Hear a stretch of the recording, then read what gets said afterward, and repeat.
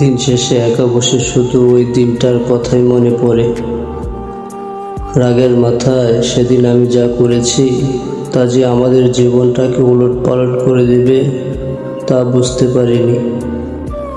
তুমি হয়তো ভাবছো কেন আমি ডিভোর্সের কাগজটা পাঠালাম, কিন্তু সত্যটা তো অন্যরকম। আমাদের সম্পর্কের যে অবস্থা হয়ে গিয়েছিল তাতে আইন মেনে বিচ্ছেদ করা ছাড়া আমার আর কোনো উপায় ছিল না। চাইলেও তো তোমাকে আর আগের মতো কাছে রাখা সম্ভব ছিল না। অনেক ভেবে অনেকটা বাধ্য হয়েই আমাকে এই কাগজটা পাঠাতে হয়েছে। আমার খুব ইচ্ছা ছিল সব ঠিক হয়ে যাক, কিন্তু নিজের রাগের কাছে আমি নিজেই হেরে গেলাম।